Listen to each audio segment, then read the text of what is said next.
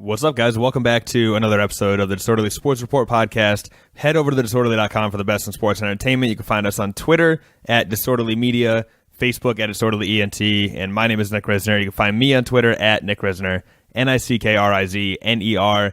DMs are open. Any feedback, criticism, it's all welcome.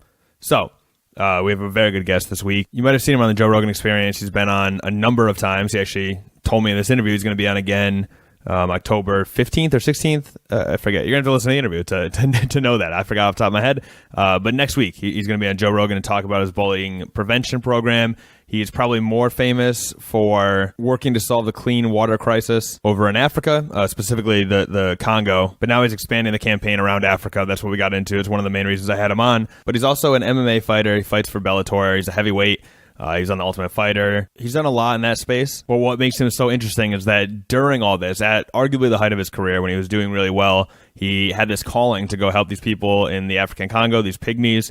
We get all into it in the interview. If you want more information, by the way, go to fightfortheforgotten.org. Everything you need to know is there. He's got a really great book called Fight for the Forgotten that I think you can also pick up there. But if for some reason you can't, just look for it on Amazon. It's there as well. I've read it. I've had him on multiple times on my old podcast, the MMA Mad podcast. But this is his Disorderly debut. Really great guy. He's one of the best people I've ever talked to, one of the best people I've ever come across. Or he's just a really genuinely good person. And when you hear the passion in his voice when he's talking about these things, it's infectious. It makes you want to get out there and help as well. Obviously, the sports angle is what justifies, me having him on a show like this, the Disorderly Sports Report. But it's bigger than that. He really is a great guy. We will get into some baseball playoff talk. I'm about to start the Red Sox game in the after show. I'm going to do a live reaction, so you get to hear my reaction to the game. This is Monday, so the Monday night game, Game 3, the first game in the Bronx. Pretty nervous, if I'm being honest with you. I will give my live reaction to whatever should happen in that game. That'll be in the after show. Talk about the other playoff situations going on in baseball. Talk about some football storylines, NFL, some teams that are doing great. Odell Beckham's comments, I'll get into all that as well. But before the interview, I do want to start with sort of the headline story in sports in general. Of course, even going into this week, we kind of focused on it last week. We had Khabib's head coach, Javier Mendez, on the podcast to talk about Khabib's mindset during fight week, what he expected out of the Conor McGregor fight, a few other things as well. He's obviously the coach of Daniel Cormier. Former head coach, kind of still involved with Luke Rockhold. He said it was like a 90-10 split or something, so he's obviously not working with him as much as he used to, but Javier Mendez is a guy who has a lot of different people to talk about. But the focus is obviously Khabib, because that was the big fight. Khabib versus Conor, trending everywhere to break every pay-per-view record. Turns out it did, but the story ended up not being the fight. The story was what happened after the fight. So I'm sure if you're listening to a sports podcast, I'd be absolutely shocked if you didn't at least stumble across this headline, even if you're not an MMA fan. So after the fight was over, Khabib hopped over the cage into the crowd and attacked one of Conor's cornermen. The man was Dylan Danis. So Danis is somebody who's been talking a lot of trash. I mean, both camps have been talking trash back and forth. I'll get into that in a second. But Khabib jumps over the cage, does this weird jump drop kick thing onto Danis. I don't know if he connected. I haven't really seen good footage of that, but he jumped, towards him off the little landing pad that goes around the cage. Security basically wraps him up, and that's all that happens out there. Meanwhile, Conor tries to follow Khabib over the cage to get in a scuffle to defend Danis. And while he's doing this, one of Khabib's guys climbs up the cage on the other side. So you almost saw this WWF cage match style thing where both guys, Conor and one of Khabib's teammates, were both on top of the cage throwing punches. Conor actually threw the first punch in that exchange. Although I don't like that narrative, because what I see when that happens, you just saw Khabib hop the cage and start attacking one of your teammates. If one of Khabib's teammates then comes into the cage, your brain, especially as a fighter, has to be thinking, this guy's coming to attack me. So for Conor to throw the first punch, I think that's just smart. It's not like he instigated the trouble. The trouble was instigated the moment that Khabib jumped over the cage. So, that's how I feel about that. But that happened. Conor gets pulled back into the cage, and seemingly that's the end of the drama there. However, two guys jump back into the cage. I'm pretty sure the first guy that jumped in the cage was the guy who Conor threw a punch at on top. But he jumps into the cage, runs around to the front of Conor, as another one of Khabib's teammates in a red shirt jumps over the cage and stands behind Conor. Almost simultaneously, the guy in front of Conor starts throwing a punch, and the guy in the red starts throwing punches at Conor, except he's literally standing behind him. It was one of the cheapest shots I've ever seen. No one got seriously injured in that. That also got broken up pretty quickly, but just a wild scene. Obviously, with this sort of situation and people who are drinking and passionate MMA fans, Irish versus Russia, a lot of other fights broke out. There was fights on the concourse. There was fights on the Vegas Strip. I saw a lot of cell phone videos. I think Barstool had a really good article kind of breaking down all the the different videos that people were sending into them. I'm not breaking down. I don't know if good articles are the right word either, but it's a good compilation of these videos if you want to look those up. But it was mayhem. I mean, it was a wild scene. According to Dana White, I think he said it was either 2 or 3 of Khabib's teammates got arrested. Conor refused to press charges, so nothing happened there. They got off, and that was that. I mean, it was wild. I have a couple takes on this. First of all, I don't think it hurts the credibility of the sport. This is the actions of an individual. I think from a storyline perspective, it makes it seem very real. This is the kind of stuff you try to manufacture almost, that you have these real emotions and this real beef, and a lot of times it does come off as manufactured when you're trying to push, a false narrative or a false storyline. This is as real as it gets. This is very, very clearly not a scripted thing. Nothing about this felt fake. It seems like people are still mad about it. I don't know. Obviously, the UFC, I'm sure, would be interested in doing a rematch because it would sell like crazy. But it was a wild moment. It was one of those moments where I had people who don't watch MMA texting me as the guy in their life that watches and enjoys MMA, asking me my take on it, asking me what I heard after the fact, things like that. And it's a big moment. I think the only time I can even compare to the amount of texts I got from this was when Ronda Rousey got knocked out by Holly Holm. That was a jaw-dropping, shock the world type moment. I got a lot of texts during that. And then when Anderson Silva broke his leg. And that's how you know it's not like the real MMA fans either, because they weren't commenting on the fact that Anderson Silva got knocked out by Weidman because that's an MMA storyline. When Anderson Silva broke his leg the way he did in the rematch against Weidman, then it became a holy shit moment that people were texting me about. So you buy a pay-per-view, you get a holy shit of holy shit moments. It was like Malice in the Palace minus the fan involvement, although the fans are fighting each other, so I guess probably even more violence total. But yeah, wild. I mean, I don't know, chaotic. People talking about a black eye in the sport. I don't know. It just happens, man. Things boil over. Long term, I don't think people are going to start boycotting the UFC. I'd be very surprised if ESPN pulls out of their deal because of this. Like, let's get real. It's a wild night, and that's all it was. But I feel bad that it undermined Khabib's performance. I guess I don't feel bad because it was Khabib that sort of started this whole thing. But Khabib had a hell of a performance. I think Conor looked fine. People saying Conor looked off, no. I think he looked fine. He actually did a decent job defending the takedown at first, but what Khabib does is persist, and he obviously got it in the first round. Conor also did a very good job of conserving his energy when he was on the ground. A lot of guys fight to get back up. You got to understand what Khabib brings to the table with his grappling dominance, and I think fighting back to your feet is kind of a mistake when you know you get put there automatically at the beginning of the next round, right? It's a 5-round fight. So I think Conor did the right move in the first round by laying on his back, doing his best to avoid damage, avoid any sort of submission attempts. I thought he did a good job. I really think the strategy was correct in round 1. Round 2, obviously, more of the same. I think Conor did all right. What people did not expect, including at least Conor's coach. I don't know about Conor, but I saw at least the beginning of his appearance, Coach Kavanaugh's appearance on Rogan today, and he said, we weren't expecting him to get dropped like that. He said that, that overhand right is a staple of a wrestler's striking arsenal, right? It's simple enough. It's something that you can use to set up the takedown. But apparently Khabib doesn't throw it very often. He usually sets up his takedown with jabs and things. So Kavanaugh said he was actually pretty surprised when that right not only came out, but also connected and dropped McGregor. I think that's the moment that McGregor's most disappointed about from that fight. Like, he shouldn't have got outclassed on the feet in any area, just like he's not expected to outclass Khabib on the ground in any area. So that was the biggest sort of disappointment out of McGregor. I did not expect him to get dropped on the feet. That was very interesting. I thought the third round, by the way, I thought the momentum changed a lot. Conor seemed fine. People saying that he looks like he was gassing. Not really. If you've seen Conor gas, he doesn't look like that. I mean, he's always breathing heavy, but that's the way to get oxygen in your lungs. I actually think he looked good, endurance-wise. I think round 3, Khabib is the one that kind of looked tired, a little more flat-footed, a little slower. Conor started picking him apart a little bit more. I thought it was a really good round for Conor. I gave it to him. I thought, with the drop, I guess you can give Khabib a 10-8, but yeah, I think that's fair, actually. I think I saw on all the judges' scorecards, all 3, they gave the second round a 10-8 in favor of Khabib. So you have 10-9 Khabib round 1, 10-8 Khabib round 2, 10-9 Conor round 3, with some making up to do, right? He had to win the 4th and 5th round just to tie. I mean, if you give 10-9s out, whatever, but all 3 judges give it a 10-8, so he'd have to win the 4th and 5th round, unless he had a dominant 10-8 round. He'd have to win both those rounds just to end in a draw, so things were obviously looking bad for Conor.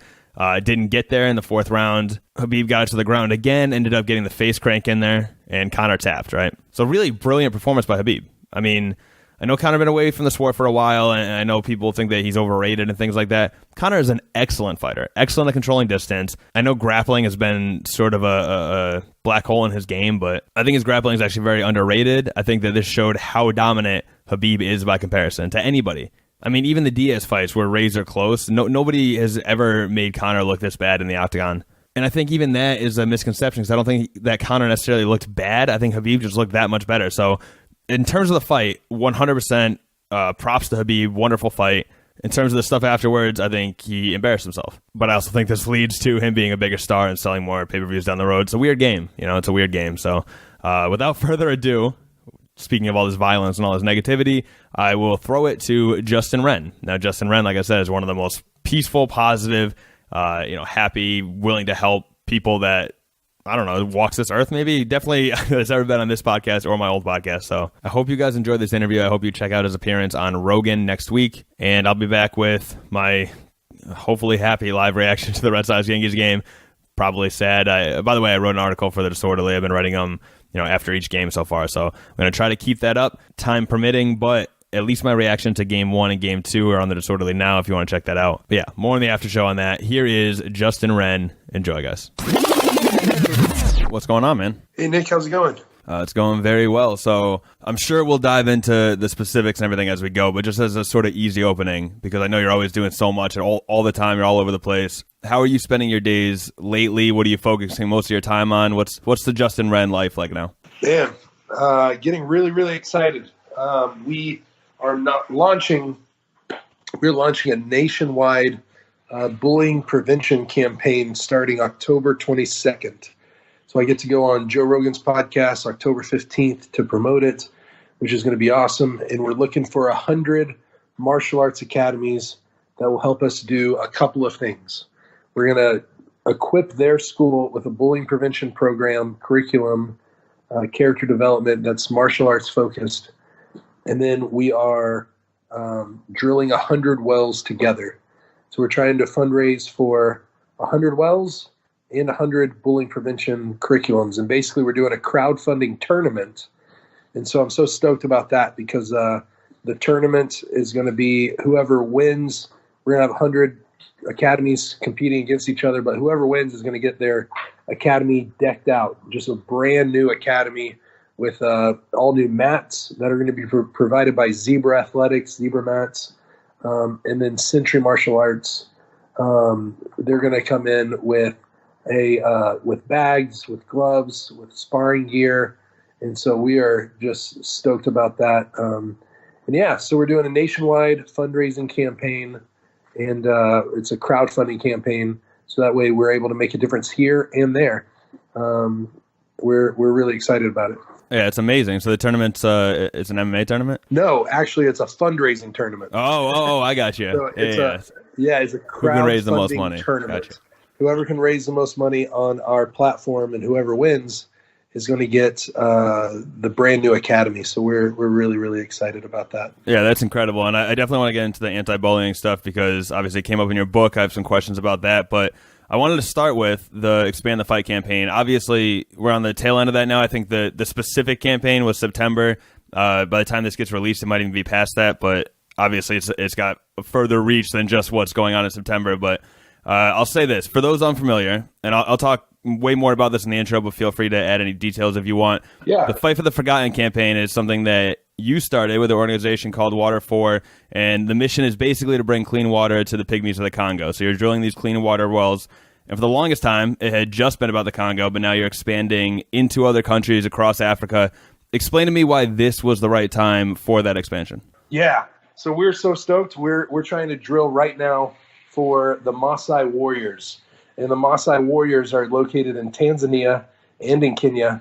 And they are, to get into manhood, I've actually been painted red head to toe by these warriors and was given a spear that had killed 2 lions.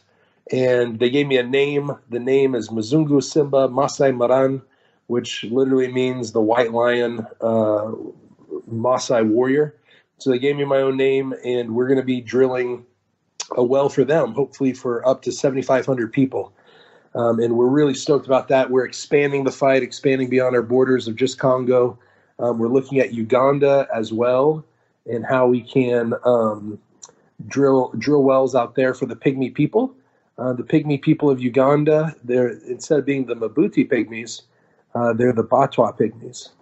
And they are amazing dudes. They're really great people. And we found out that we can drill wells for them as well and basically repeat what we did with them, which is land, water, and food initiatives that we did in Congo. But we're going to do that in Uganda as well. So we're excited about how we're expanding the fight for the forgotten, and just having our heads on a swivel, looking for the areas that we can make a difference. And we're in Congo, we're in Uganda, and we're in Tanzania now. I didn't even think about that, because I know there was a whole process to sort of get the Pygmies of the Congo to accept you and not view you, even though you're trying to help. Obviously, doing it the right way is a good way to sort of get in with the community. And I didn't realize that, or I guess I didn't even think about the fact that when you go to these new places like Tanzania, for example, you have to almost go through their rituals and get integrated into their communities before they can trust you as well. So that's a whole nother level to the challenge. Yeah, it definitely is. It's another level. There's so many layers to it, from working with the government, but not working with them too much, because then you get into the corruption and everything else. And so we're just pumped for the future, man. In January, we were like, how can we keep on making a difference and but expand the borders beyond Congo? Congo is a really tough place to keep working, and so there's been challenges there as well. But we're just excited, man. There's some pygmies that we're really going to help in Uganda. There's the Maasai in Tanzania, and then we're bringing stateside initiatives here as well. So we're going to be right here in our own neighborhoods.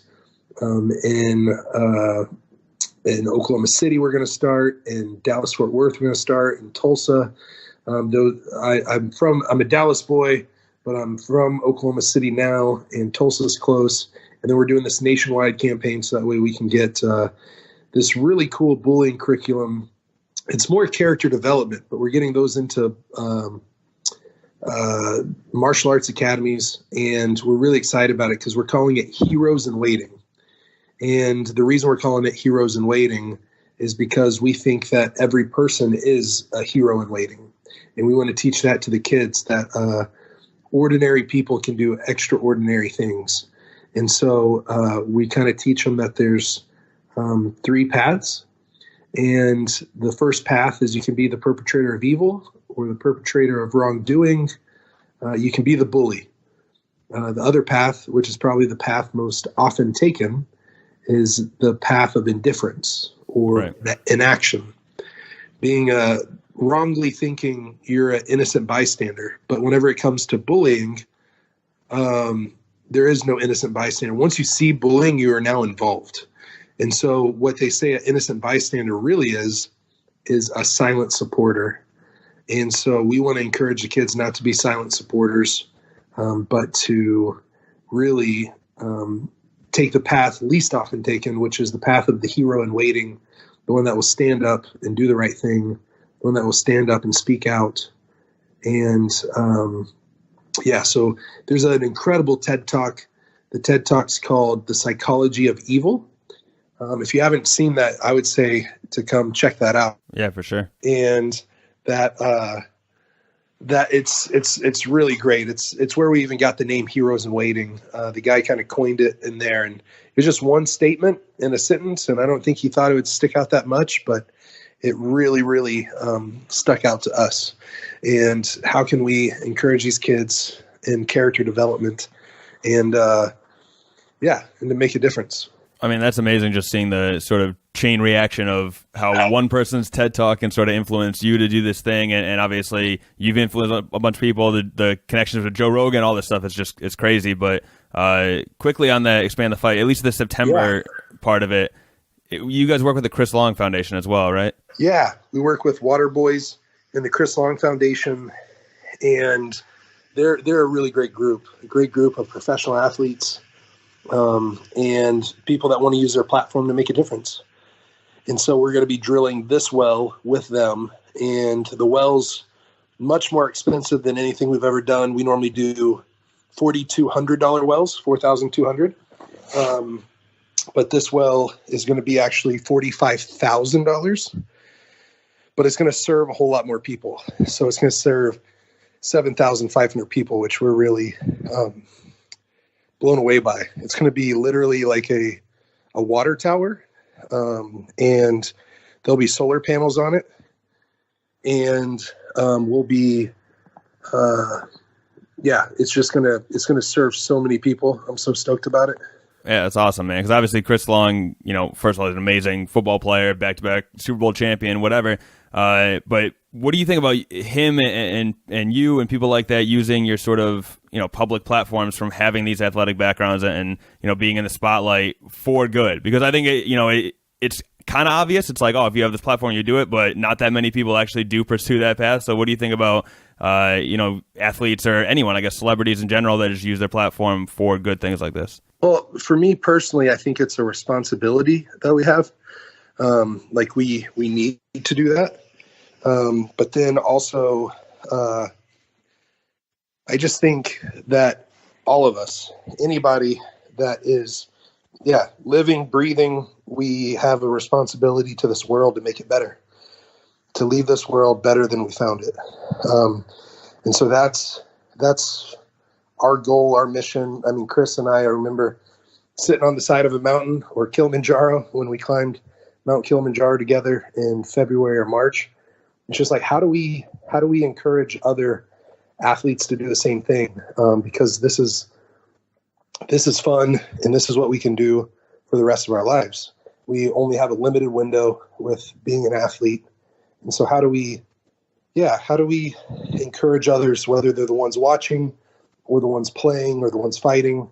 How do we be an inspiration to those people that, man, we live this life one time, and we need to live life to the fullest. Yeah, that's amazing, man. Obviously, I know the goal is $50,000 because of the high price of that well. Then you have the anonymous donors who are going to match it, so all of a sudden $50,000 becomes $100,000. Then you had that Cash App sponsorship, so all of a sudden $50,000 becomes $150,000. It's this crazy sort of effect from that. I know specifically the Cash App deal you mentioned came from them being a sponsor of Joe Rogan, you having this great relationship with Joe Rogan. And I know we've talked about it before, but how much of an impact, I'm sure it's hard to put this into words, but how much of an impact has the Joe Rogan effect had on the opportunity to raise all this money and do all these amazing things? Because I know that's where I first heard about you, and I feel like a lot of people have that same story.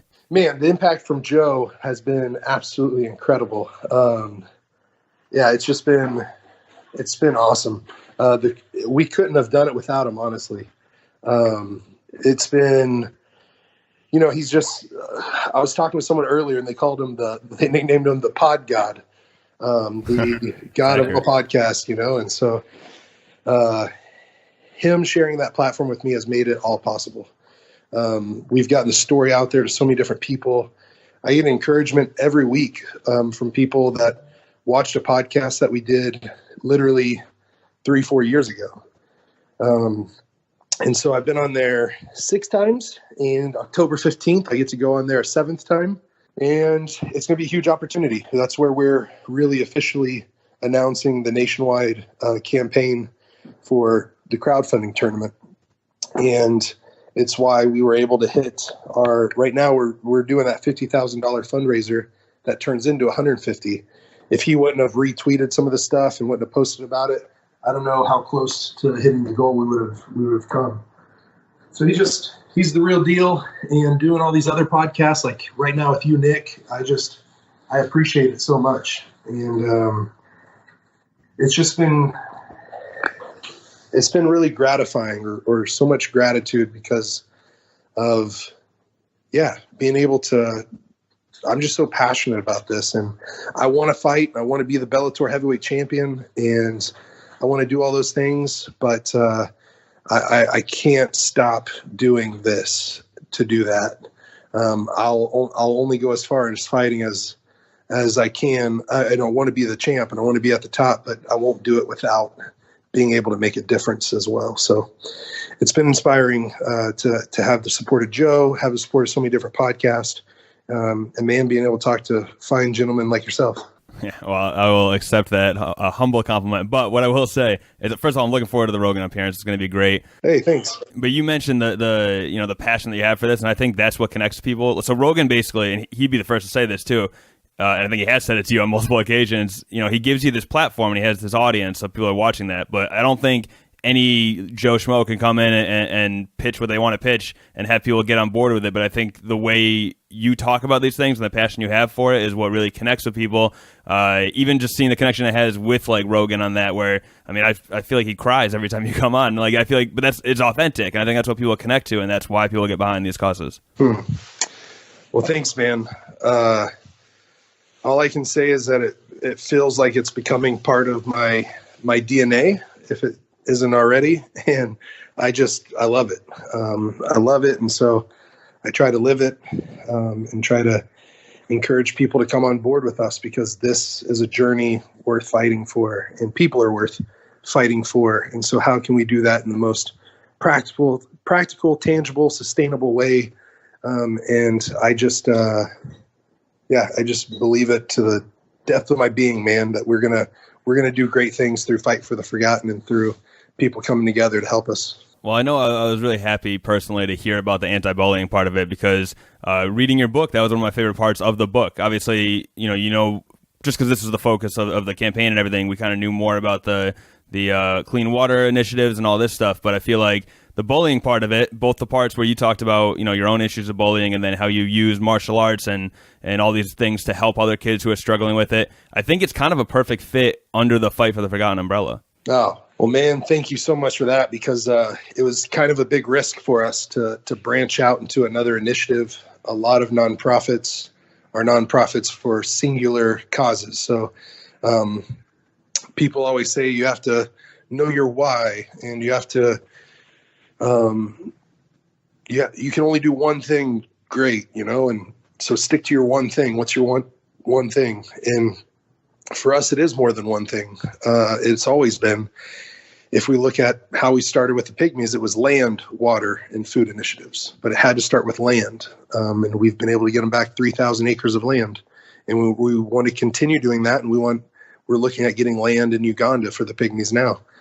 And we're going to keep doing water outside of there. But yeah, bullying, we've got to make a difference here also stateside. I live here stateside. This is my backyard. And honestly, martial arts was my first tribe. The martial arts is what saved my life, honestly. I consider wrestling a martial art. And before I found wrestling, I was depressed and clinically diagnosed with depression, and battling suicidal thoughts, and even a suicide attempt. And martial arts gave me hope. And it gave me a community. And I feel like we're lacking so much in community. And so through martial arts, we want to help with the bullying. And then we're going to take the template of the Heroes in Waiting curriculum, and we're going to take that into public and private schools as well. Oh, great. And so excited about that. We have 12 weeks of mat chat topics. We call them mat chats, for the kids to discuss and hear about a hero, their age that made a huge difference. And we have all these stories that are packed into it, and discussion topics. And we think that could translate really well into classroom discussions whenever we find a school that wants to go deeper. I get brought into schools already, and I get to share my story, and I get to do an anti-bullying talk. But it's got to go beyond that. It's got to go beyond something encouraging, because that can go in one ear and out the other. And we want to have a curriculum that either they start a little before I get there, and then I'm the speaker, and then they finish it out strong, or something like that. Some sort of way for, yes, we'll still come in and speak, but you guys need to implement this curriculum that we think is really going to be a positive encouragement and hopefully life change for the students here. Yeah, man, I really like the idea of showing these kids a hero that's their age. I feel like it's easy to point to like a 30-year-old and be like, look, they did this when, or whatever, but I feel like to have somebody who they can really relate to that's their age, I've never really heard that approach to it. I feel like that's brilliant. Hey, thanks. Yeah, we've got stories of a 5-year-old hero, a 9-year-old hero, a 16-year-old hero. So that way it can translate to the younger kids and the older kids. And the older kids can see a story of a 6-year-old hero and be like, oh my gosh, I'm 10 years older than that kid. I should be doing something too. And so, yeah, we're stoked about it. We've been developing it in partnership with Century Martial Arts and Maya. Maya's the Martial Arts Industry Association, and they are kind of the top. It's a lot of the top businesses of martial arts academies. They come together, share best practices, and they've been helping develop the curriculum as well. And I think it's going to be something really successful. Yeah, and then as far as the notion of you spreading yourself too thin or not focusing on one thing or whatever, I feel like, and we've talked about this, and either you explicitly make the connection in your book or it's just, implied, but the whole idea of the pygmies being a bullied people, and then the bullying that you dealt with when you were a kid and how kids are still dealing with the bullying now, it is all very much connected. Like it is different things, and obviously it's spread out, but it's kind of all the same notion of helping the people that, are kind of forgotten about. Yeah. Well, thanks, man. I like that you can make that connection. And yeah, the Mabuti Pygmies are called the most oppressed people group on earth. Another way to say that is the most bullied people group on earth. And I even think the water crisis, if we really dive into it, the water crisis is the biggest bully on earth that takes the lives of 3.4 million people a year. And 2 million of those are the weakest and most vulnerable and youngest, being under the age of 5 years old. And so, man, we're standing up to fight for the pygmies, to fight for the thirsty, and to fight for the bullied. And how do we do that? Well, we're trying, we're learning, and we're growing, and we're going to do our best. For sure. And then just as a reminder to people, the book that came out is titled also Fight for the Forgotten. And I would highly recommend it to anyone. I've read it. I believe that the first time we spoke, we focused mostly on that book. So that podcast is out there somewhere. The MMA Mad podcast is no more, but the old episode is still up there. So that's still out there somewhere. So check that out. You can obviously check out you on Joe Rogan's podcast. I think you said this will be your 7th appearance coming up. So I know that's where I came across you. October 15th. Yeah. Oh, by the way, I don't know if this is lost in the shuffle somewhere, but was there ever any leeway on, I know there's some talk of making a documentary. Is that still an option, or is that no more? Yeah. So we made a short film, but we're still in the process of making the documentary. One guy's already gotten a lot of the way, but I think he's going to need some help finishing it off. So I've been meeting with the people out in LA. It's a company called Positive Image Video, and we're looking to do something with them. They did the Mayweather McGregor All Access, like behind the scenes, or almost like UFC embedded. For Showtime.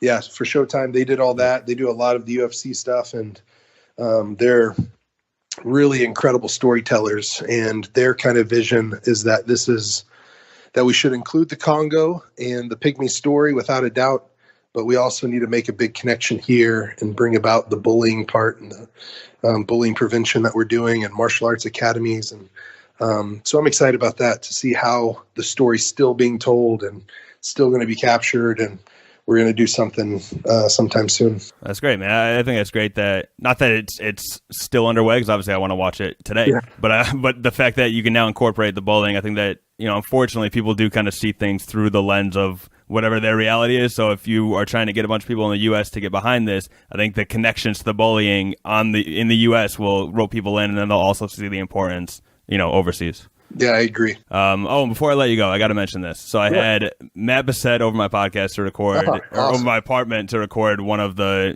final episodes of the MMA Mad podcast. I was wearing my Dig Deeper shirt. He just happened to be wearing his Fight for the Forgotten shirt. Those are my 2 favorite shirts ever. I feel like I wear mine all the time. I know Matt does as well. I'm pretty sure everyone who has one does. So I just wanted to give a quick shout out to that. I think we posted a picture on Instagram, but I remember seeing it. Yeah, one of those, and that was complete coincidence too. Like, showed up and I was like, oh, I guess we're both rocking the Fight for the Forgotten gear today.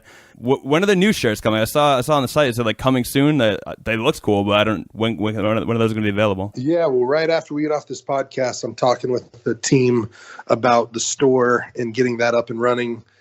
So we're doing that today, and hopefully by that October 15th Joe Rogan Experience, we'll have our T-shirts up and running on the fightfortheforgotten.org website. All right, well, I will definitely be a customer again. I'm not even the quality of them. They're great shirts. They're well designed, good quality. Yeah, and then obviously people will say like, hey, what's that? You get to talk about the cause. So that's kind of the perfect storm of that. Yeah. And the site, by the way, is fightfortheforgotten.org. But I'll let you handle the rest of the plugs. So I feel like you have a better vision of it, obviously, and I think you do a better job of selling it, to be honest. So what do you want people to know about where and how they can help support this cause? Yeah. So if people want to follow me on social media, that's great. It's at the Big Pygmy, Pygmy, which is awesome. You can follow me there. I try to post encouraging stuff.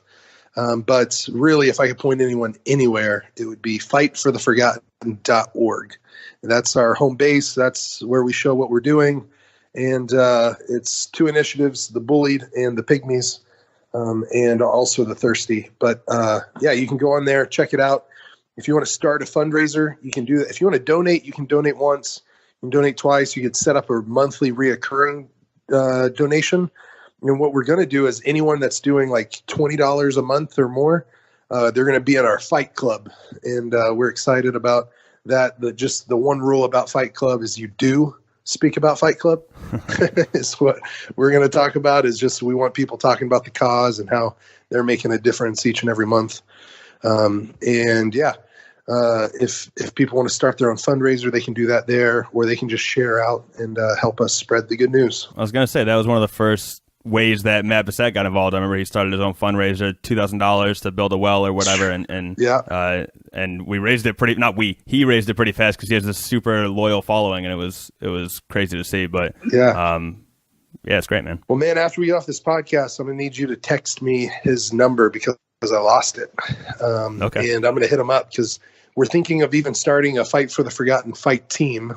Of people that represent us whenever they fight, and whether they speak about us after the fight or not, great. But they can just throughout the year help us raise awareness. They can also, if they want to, help us raise funds. But we're looking for guys that will be advocates, ambassadors of our nonprofit and our mission and vision. And I think you would be one of the top of the list. So we were just game planning that this week. Yeah, I'll definitely do that. And also, I don't know if you know this, but him and his longtime childhood friend, another martial artist, opened up a gym too. So they have their own gym now. I don't think they have a fight team out of there, but yeah, they opened up a gym in Bristol, Connecticut called Ascension Athletics. So that's incredible.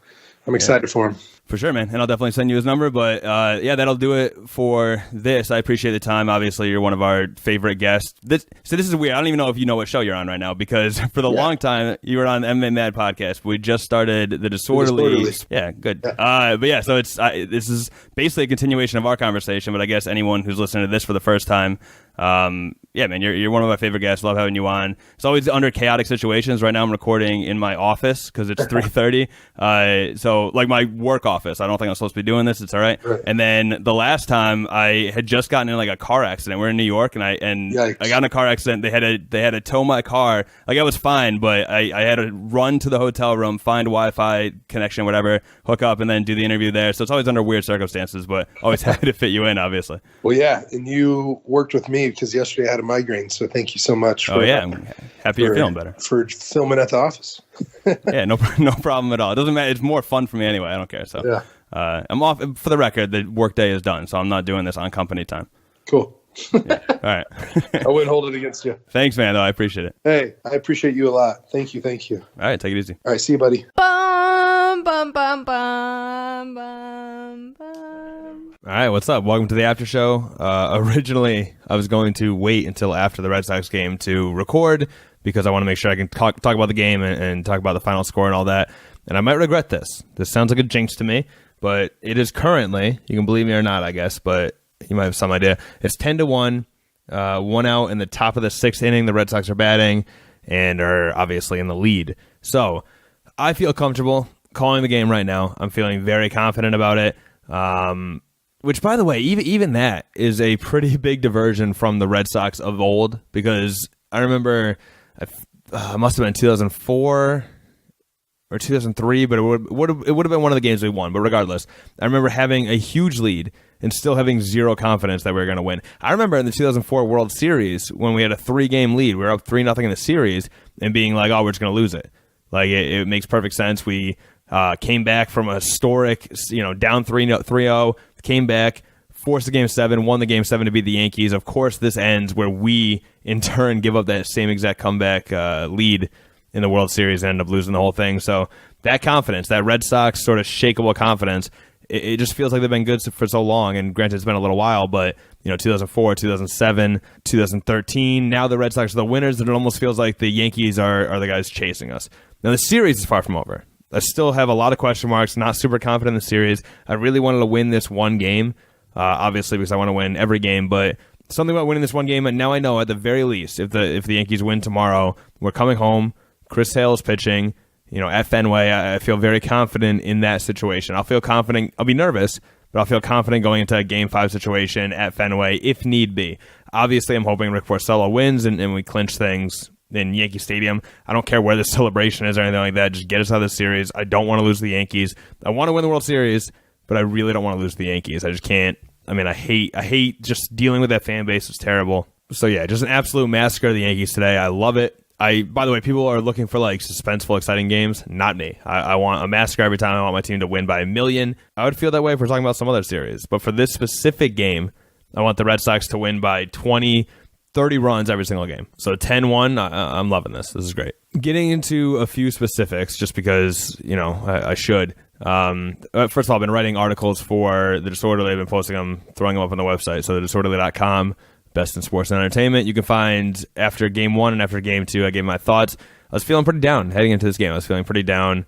A lot of question marks and a lot of potential problems that were exploited by the Yankees. So you have, first of all, David Price. He's not good in the postseason. He's not good against the Yankees. Well, we got the double whammy on Saturday night, and sure enough, he got shelled. He did terrible. He came out of the game very, very early in the second inning. I said the silver lining to that was Joe Kelly coming in, cleaning up David Price's mess. Because when Price came out, by the way, he gave up 3 runs. Then he also had guys on first and third. So really, really bad. 2 home runs. He just did terrible. So Joe Kelly came in, cleaned up that inning, and then went 2 more scoreless innings. So that's a good sign. You always got to look for silver linings in those blow-up games. The Yankees are probably doing it right now, or they should be.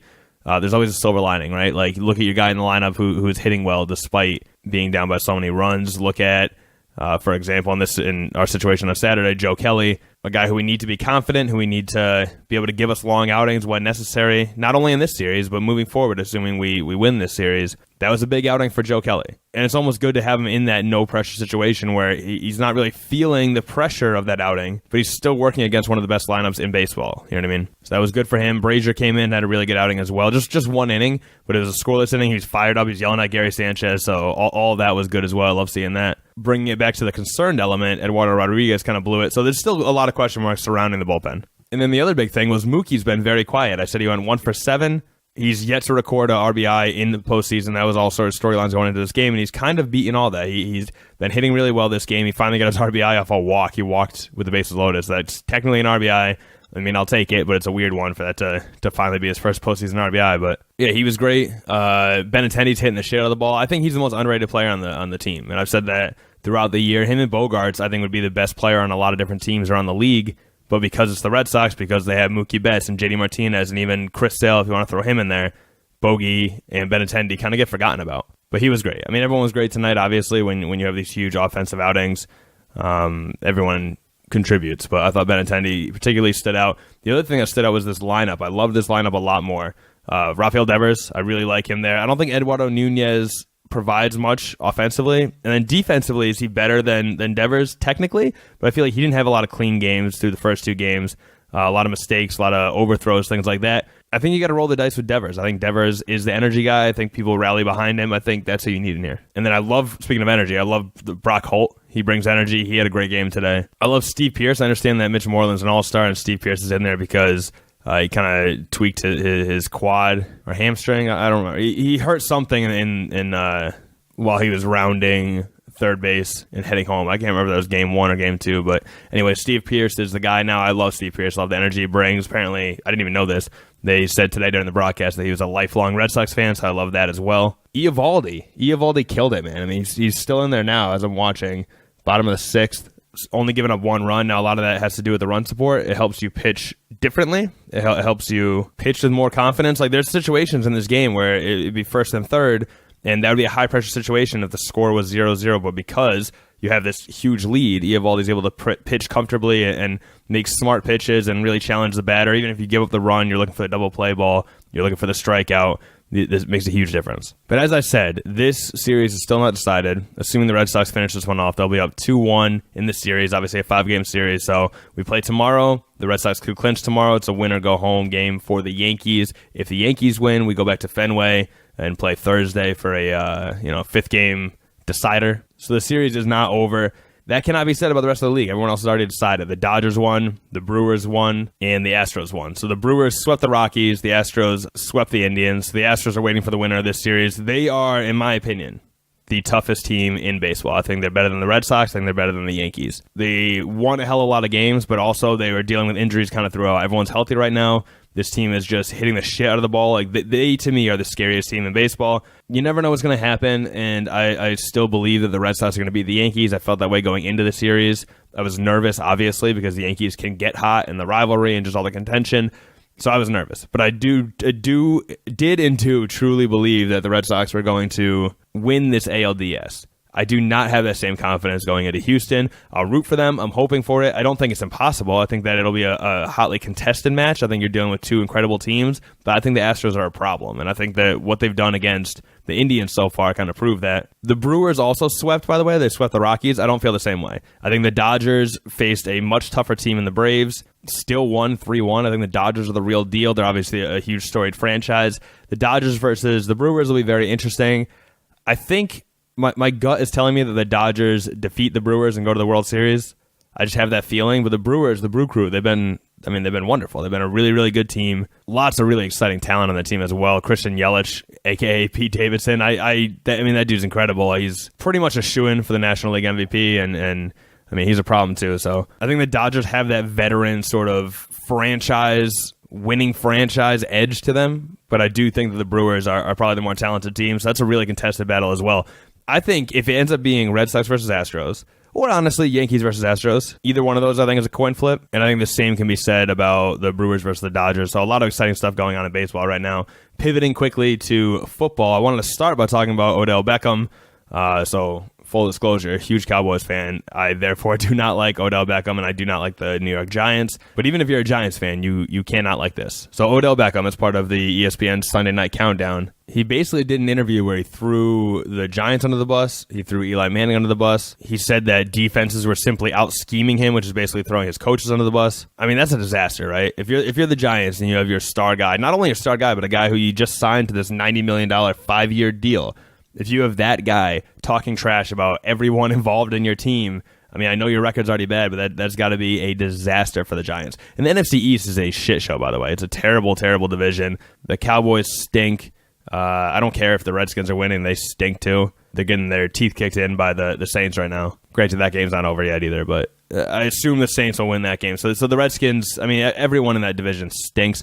I think the Eagles are the best team in that division, I guess. But I don't think they're a Super Bowl winning team. I don't think that first of all, their entire running back core is injured, basically. They're just not the same team they were when they won the Super Bowl. And even the Super Bowl, I think, it's tough to say because it was a good run, but I think it's also partially they got hot at the right time. I know they had a good season as well, but if you're going to look me in the eye and tell me that Nick Foles can win another Super Bowl, I think sometimes you just, the chips fall in the right way and you just string it together when it counts. I think the Giants did that twice. I mean, think about both times that they beat the Patriots. If you're going to tell me that those Giants teams are better than those Patriots teams, I'm gonna respectfully disagree with you as far as talent. But you get hot, you string together some wins, and next thing you know, you're wearing a ring. So there are 2 undefeated teams left, and I honestly wouldn't be surprised if we see them both in the Super Bowl. So you have the LA Rams still 5-0, and the Kansas City Chiefs also 5-0. Who has the better chance of making a Super Bowl? I think the easy answer there is the Rams. I think the Rams are a more complete team. I think that they're winning in a more dominant fashion. I'm not really nervous about them. Kansas City